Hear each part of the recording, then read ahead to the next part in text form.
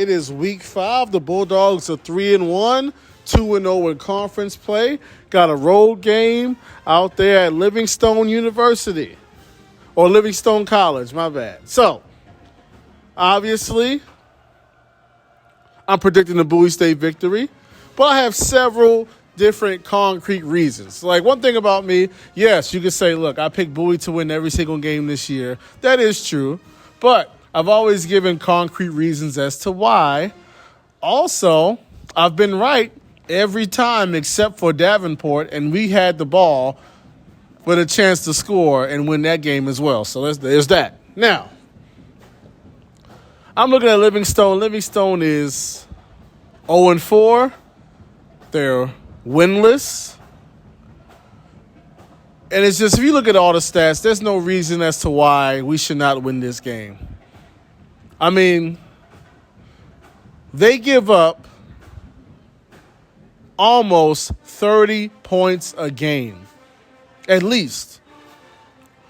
The only game they didn't give up 30, they gave up 28, and that was at home to Virginia Union. The rest of the games has been like 45, 35, 50. So, yes, they give up a lot of points.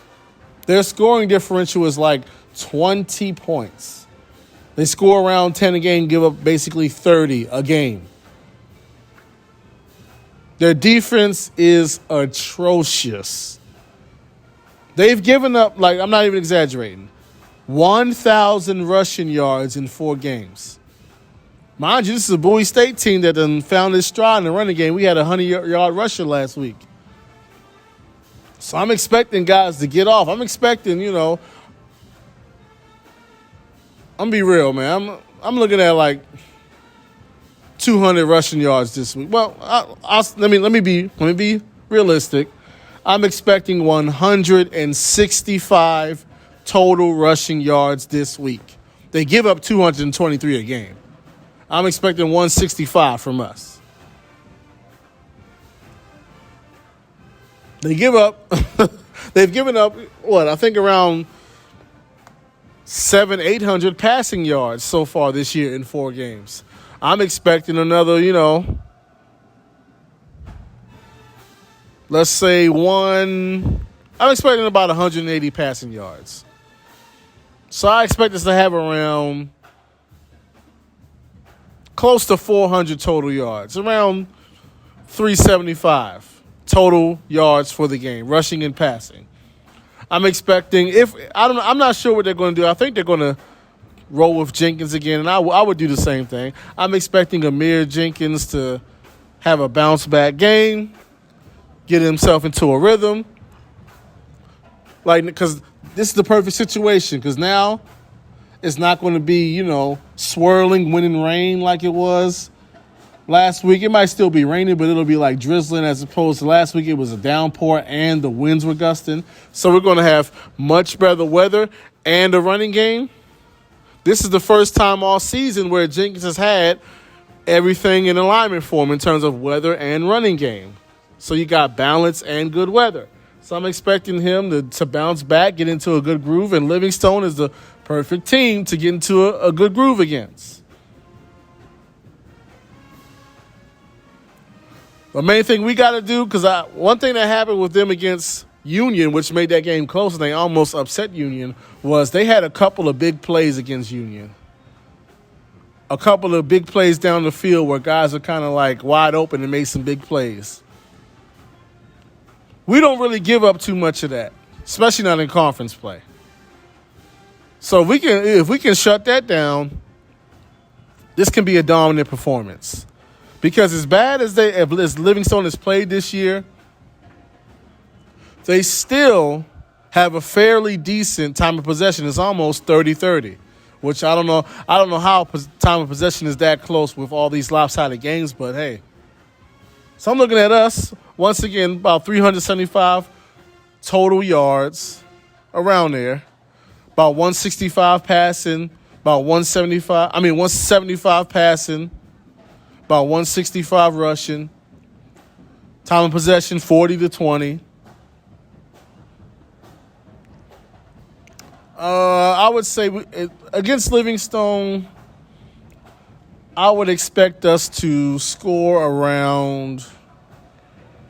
Now, mind you, this has not been the highest scoring year. I'm just like, seriously, Del State was 22 points. Davenport was 19. Shaw was 21. St. Aug's was, St. Aug's was 10. So we got 22, 19, 21, and 10. Now, granted, one of those games was pretty bad weather. So, okay. So I can't go 40 no, because we haven't shown that we score at that rate this year, which is fine because, hey, all you need is one more point than the other team to win anyway. But I would say that this year we will score. This game against Livingstone, I got us having a season high, which, for us, the season high is 23. But I say we get around.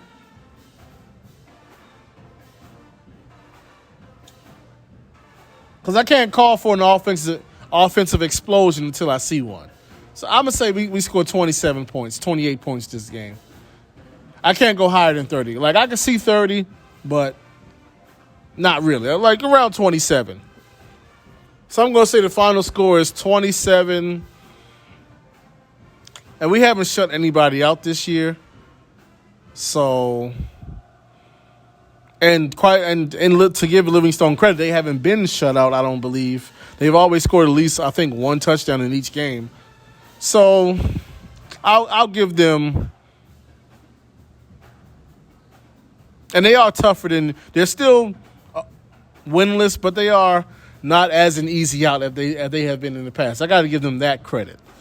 So I want to say 28-14. 14 might be too many, but I'm feeling generous today. So I'm gonna say Bowie State 28, Livingstone 14. We move up to 3-0 in conference play, 4-1 overall.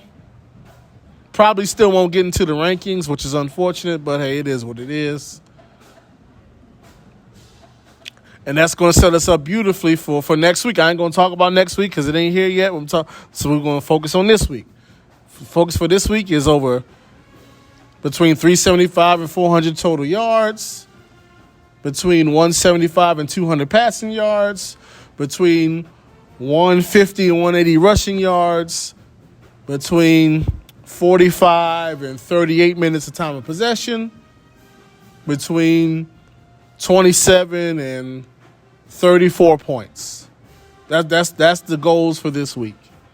We should win by at least 2 touchdowns, if not 3 or 4. But once again, haven't seen that offensive explosion yet, so I can't say that's what's going to happen. Like, I got to see it first.